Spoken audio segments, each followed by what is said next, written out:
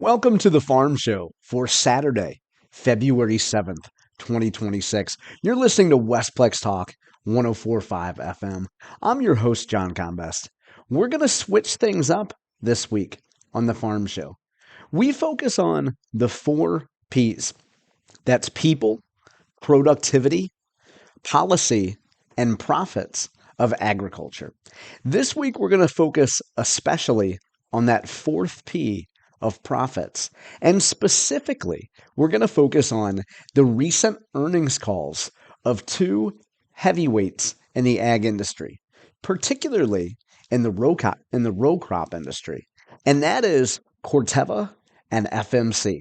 The first 2 segments of our show today, we're going to go through the Corteva earnings call, and we're going to pick out select highlights that growers will care about. And then in our third segment, which we call C Block, we'll do the same for FMC. The FMC call was unique because they announced something that I don't think many people saw coming. At least I certainly didn't see coming. And as we get into these calls, I'll remind you that even though we're talking about publicly traded companies and we're listening to their earnings calls, nothing we talk about here should be considered financial advice. And the information and clips are presented only for informational and entertainment purposes and are not financial advice. So let's get into that Corteva earnings call. Back in November, Corteva gave an update and talked about how they were splitting their company into 2. One group will become only seeds and traits. Another group will focus on what you would consider traditional chemistry and crop protection products. So as we got into the call on Wednesday, Corteva CEO Chuck Magro began by laying out the timeline of the company's spinoff. Here's what Chuck had to say. It is still early in our overall planning, but we remain on track for a second half separation, most likely sometime in the fourth quarter. Now for some details. Over the past several months, a subset of our board has been very busy with a global CEO search for new Corteva.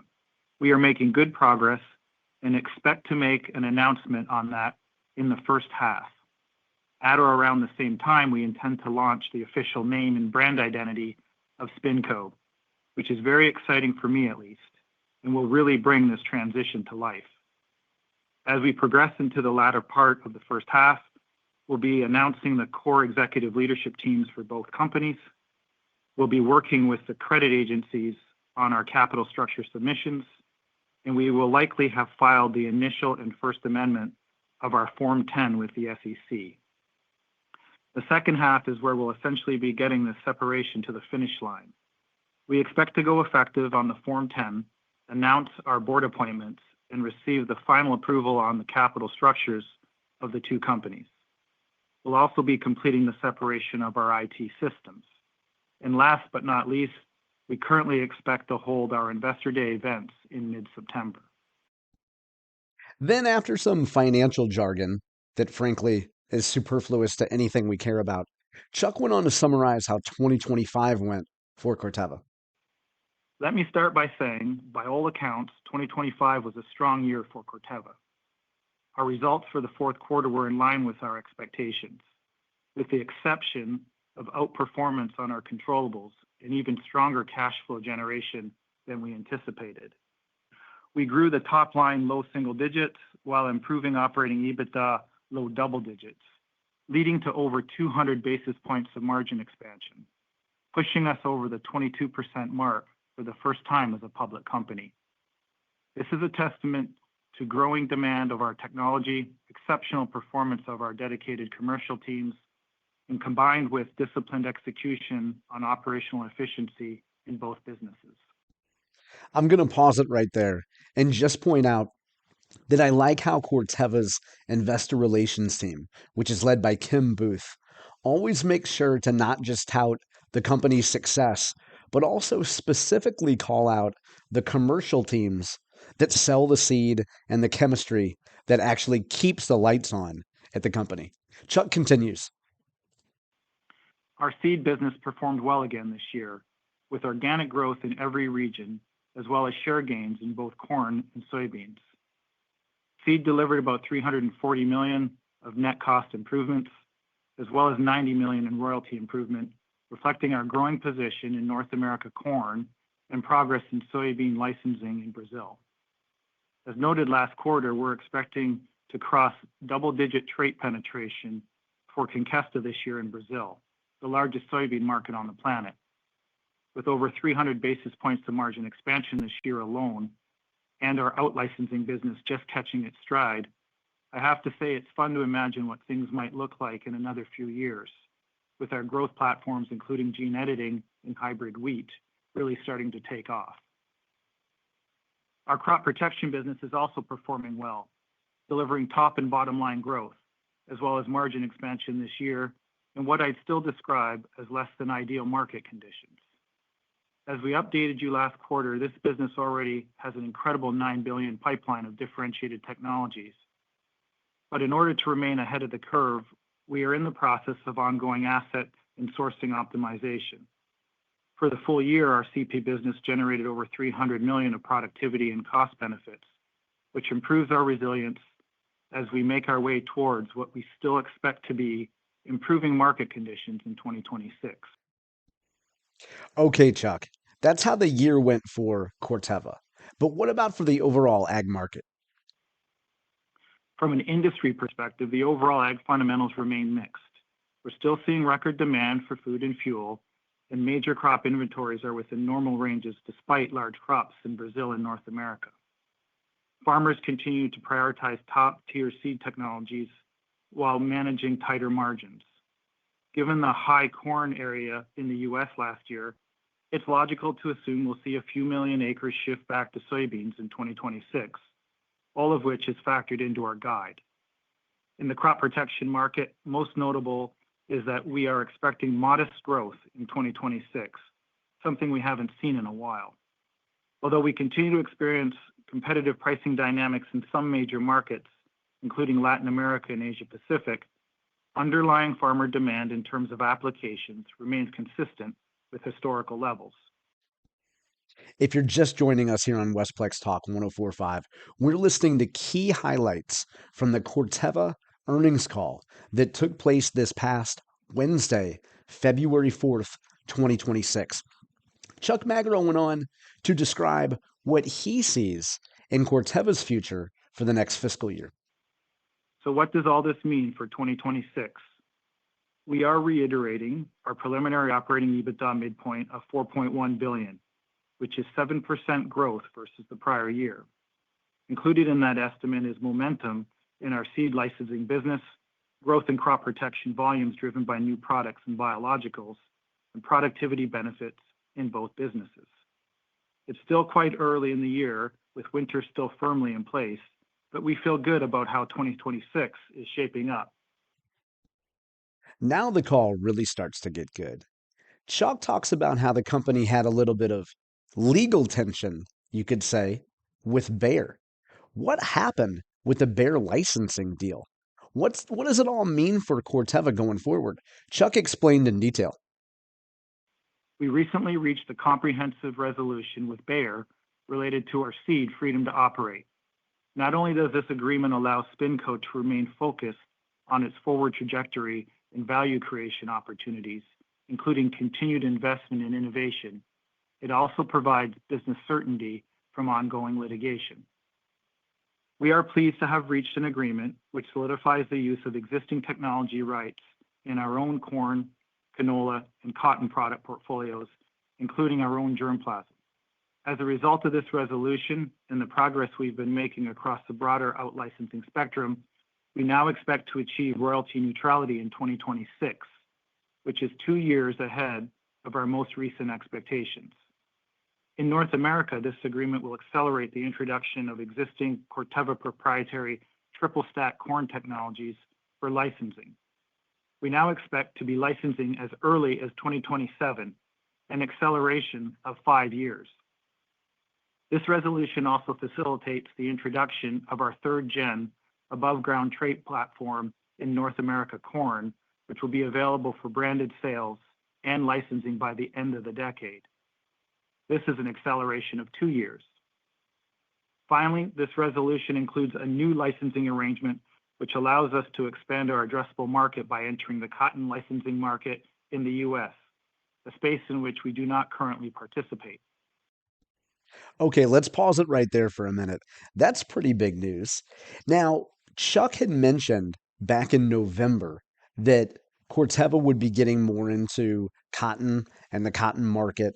But for him to say that they're going to be making advancements in cotton licensing, that's pretty big news for the cotton industry. Let's go back to what Chuck had to say a little bit more about the Bayer negotiation and agreement going forward. Leveraging our strong 2025 free cash flow, we committed to a payment of $610 million, which was largely completed last month. However, over the course of the next 10 years, we believe this agreement will generate about $1 billion of aggregate earnings upside for Corteva across our corn, cotton, and canola portfolios through both out-licensing and branded sales. In summary, we consider this resolution to be a win for our long-term strategic objectives. But more importantly, this is a win for farmers and for agriculture at large, as this resolution strengthens competition and offers farmers more choices when making purchasing decisions. Getting back to 2026, let me wrap up by saying what I say to our employees. We are one team until we're not. Based on our latest timeline, we'll spend more time together than apart in 2026, and we're going to stay focused on controlling the controllables. Our intended separation is about sharpening focus, accelerating innovation, and unlocking value that has been earned through performance. And we are committed to delivering results like this past year throughout this transition period. Around this time, Chuck turned it over to CFO David Johnson, who frankly talked about a whole lot of numbers. That's what CFOs do. He also included some interesting tidbits about year-long sales. Here's what David had to say. Focusing on the full year, organic sales were up 4% over last year with growth in both seed and crop protection. A continuation of our price for value strategy, along with increased corn acres in North America and Latin America, drove seed price mix and volume gains of 3% and 2%. Crop protection price was down 2% for the year, as expected, driven by competitive market dynamics, mostly in Brazil. Crop protection volume was up 5%, with gains in nearly every region. Notably, new products saw strong demand, and biologicals delivered double-digit volume gains compared to prior year. David goes on to talk about, well, a whole lot more numbers that frankly I don't understand and make my head spin, but then gives an overall summary of 2025 and an outlook for 2026. Here's what he had to say. 2025 was a record year for Corteva, with strong organic growth across both crop protection and seed. Performance was driven by volume, favorable mix, and continued adoption of our differentiated technologies. In crop protection, demand for our novel modes of action and biologicals remained strong, while seed benefited from our price for value strategy and solid execution across key markets. Importantly, this growth reflects underlying demand and execution. We also delivered record free cash flow in 2025, driven primarily by higher earnings and working capital improvements. Tighter operational discipline and greater year-end cash collections improved cash conversion. As a result, we returned approximately $1.5 billion to shareholders in fiscal 2025 through a combination of dividends and share repurchases. Our capital allocation priorities remain unchanged, investing in the business, maintaining a strong balance sheet for Corteva and the future independent companies, and returning excess cash to shareholders in a disciplined manner. Looking ahead, our 2026 guidance reflects growth in sales, operating EBITDA, and margins. We expect continued demand from our differentiated technology, supported by our innovation pipeline and ongoing productivity and cost action. Then it was time for my favorite part of every earnings call, the Q&A. You know, the musical artist Mario Mems once opined, it goes down in the DM. Well, on earnings calls, it goes down in the Q&A. Chris Williamson of Wolf Research asked for more details on the Bayer agreement, and he also asked about gene editing. Here's what Chuck had to say. And when you hear Chuck referencing Judd, he's talking about Judd O'Connor, who's an executive vice president and oversees the seed business unit. So let me start, and then I'm going to have Judd unpack some of the finer details. So first, we're very pleased with the agreement. And I personally view this as being extremely strategic in terms of what our overall licensing ambitions can be. And so this is a comprehensive agreement. We've been working with Bayer for quite some time. These things are very scientifically based. There's a lot of legal precedent here for us to work through. But I'd say what the agreement does is it provides two broad things. The first is we now have freedom to operate and an increased access to the licensing market, which is extremely important to us. You know our ambition when it comes to our licensing business, and it's really centered around the expectation to accelerate our corn licensing business to as early as 2027, which is years ahead of our original plans. We're also going to enter the cotton licensing market, another big opportunity for Corteva. But I'd say more importantly, this is great for farmers and for agriculture in general because it's going to give our farmer customers simply just more choice. So now we're going to have strong licensing portfolio for soybeans, for corn, and for cotton. And if you look at it financially, the big picture, it really does set us on a path, as we said today, to deliver about $1 billion in licensing income in the next decade. The second thing that this agreement does, is it resolves all the outstanding litigation with Bayer. And I think that's very helpful from a clarity and risk management perspective.